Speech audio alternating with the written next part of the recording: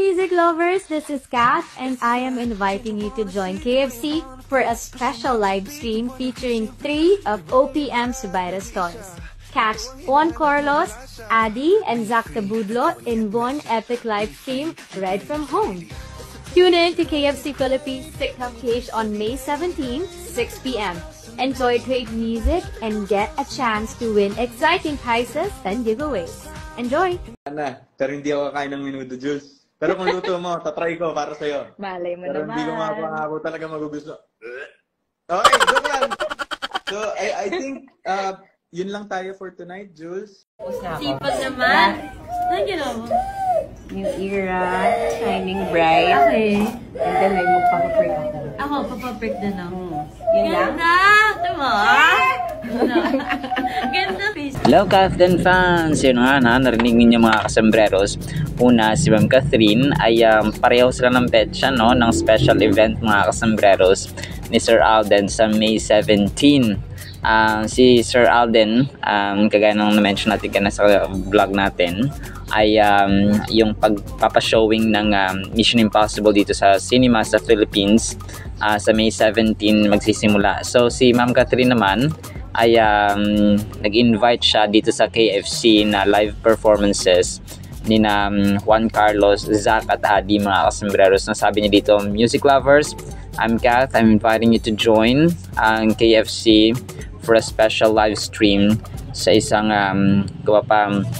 epic performances nga ng Filipino singers na sina Juan Carlos, Zach at Adi mga kasembreros. So magla-live sila sa TikTok page ng KFC Philippines mga kasembreros sa May 17, 6 p.m. So dalawa ang aabangan natin sa May 17, no? Pareho sila na nag-promote mga kasembreros. So, nagulat ka rin yung mga Katinatics kasi sabay sila nag-promote mga kasembreros sa kagabi. Alam ko sa yung isa, si Sir Alden yata sa Instagram niya, tapos nga na-repost. So ayun po mga kasembreros, no.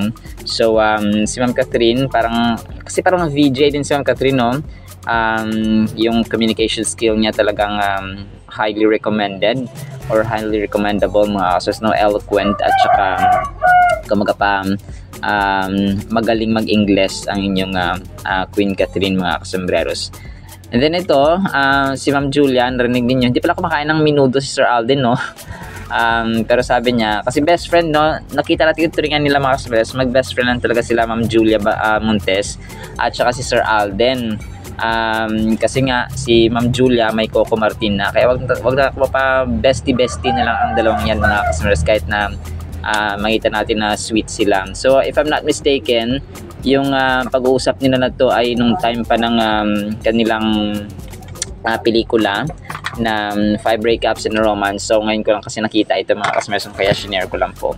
So nalaman ko rin na hindi pala kumakain na menudo si Sir Alden dito, pero nung nagluto si Ma'am Catherine para sa kanya sa dun sa Canada mga kasembreros, nag-shoot sila ng Hello Love Again. Hindi ko alam, baka kumain talaga siya si Ma'am nagluto ng ano ko ba menudo, saka rin siya na niluto dun mga dessert mga kasembreros at saka adobo, saka naman steak, no, as confirmed by Mark and Marv mga kasembreros sa pelikula mga kasembreros. So hindi naman nagde-deny at saka insist ulit yung dalawang ito mga kasembreros. So hindi siya minuto gado pa minuto na screen niyo mga kasembreros. Tapos yun po, no. Si Ma'am, syempre nagpaganda si Ma'am, nagpaganda ang inyong Mrs. Falkerson mga kasembreros.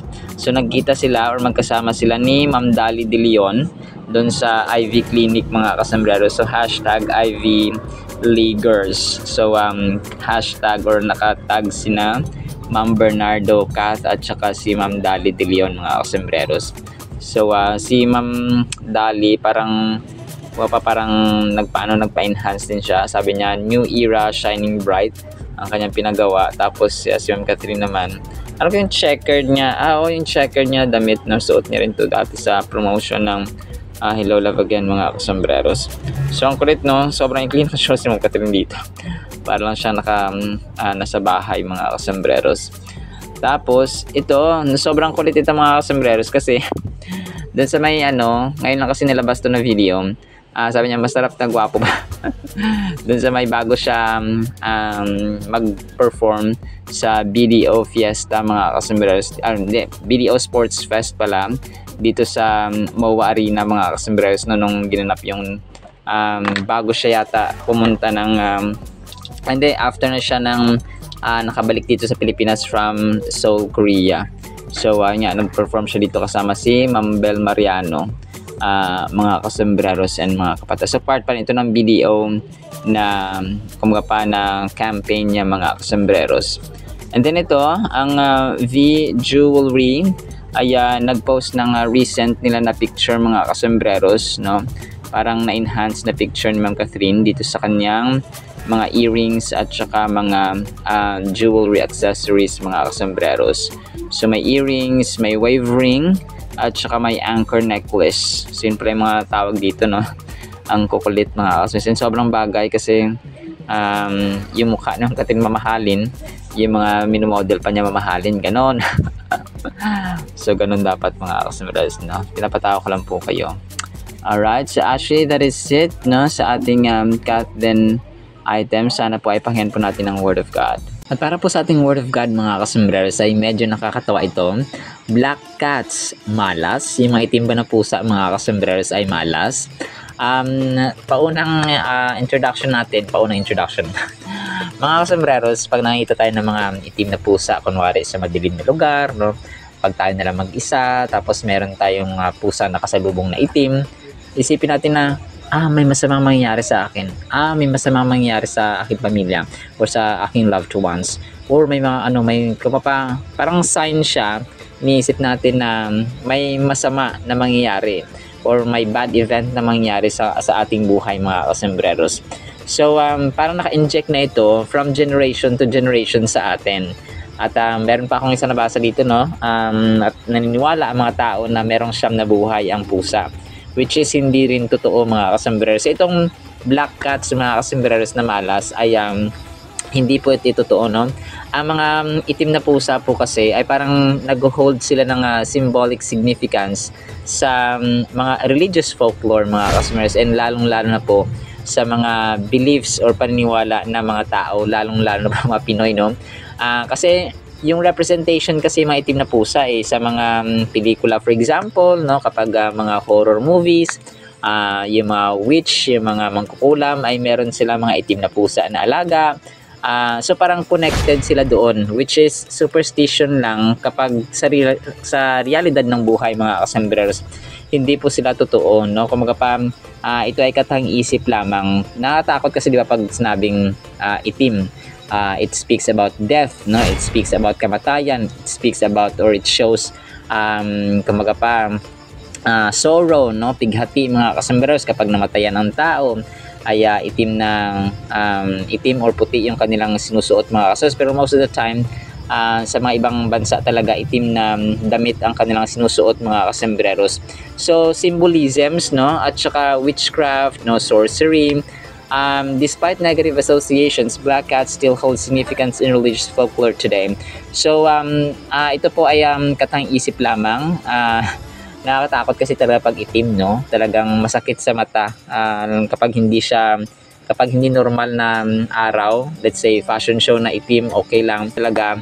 Tsaka nakakita tayo ng mga itim na pusa na tapos kumaga pa parang random na random na situations ng ating buhay. Let's say umuulan, tapos hindi nyo naman pusa, tapos may pasok nyo tag-nyaw-nyaw ng malakas.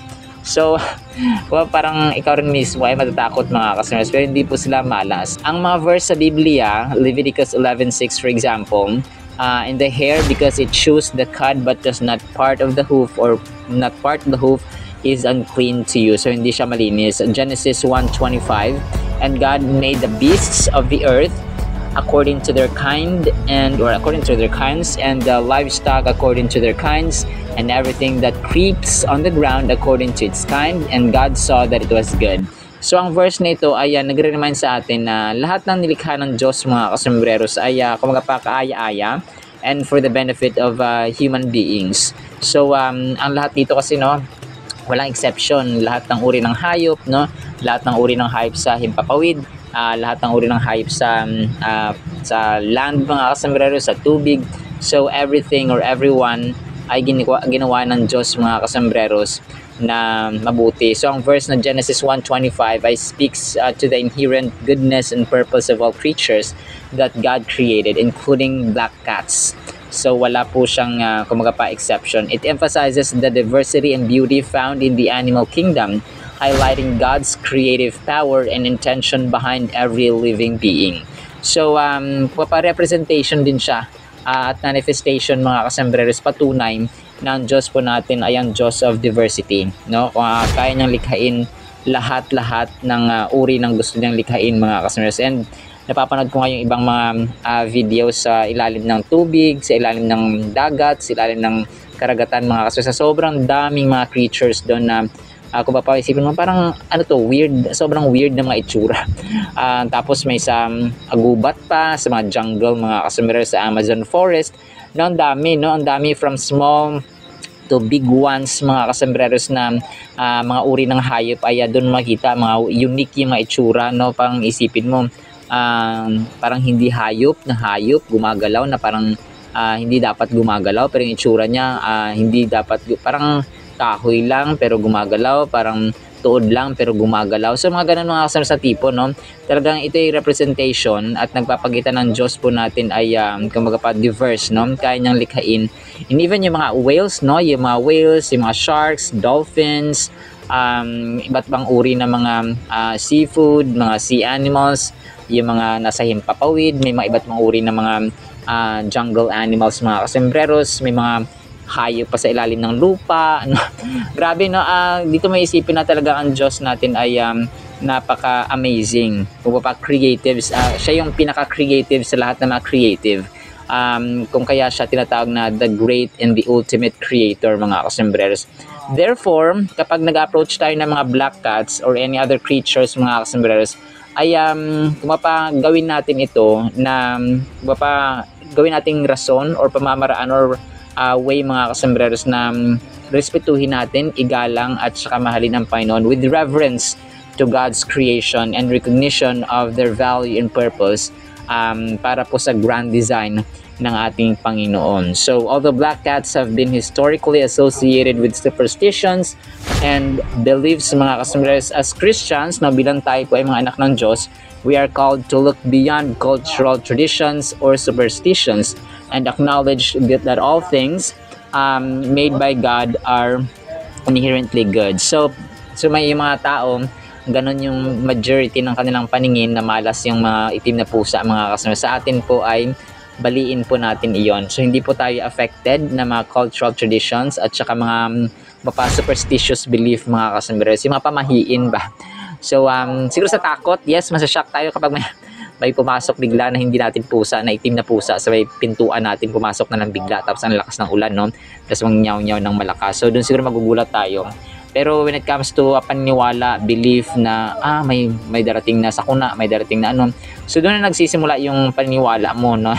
Na masama, mga kasos. Kaya may nangyayari nga. Kung kaya tanggal natin yung ganong uri ng mindset or paniniwala in general, mga kasembreros, na hindi malas ang mga itim na pusa. Talagang mindset, gano'n. Alright, so now in the meantime, nawa po ay pagpalain po tayo ng pag-ibig, pananampalataya at pag-asa in the mighty, holy, sweet, magnificent name of the Lord Jesus Christ. And everyone said, Amen and Amen. See you sa next segment po, mga kasembreros, pa alam po.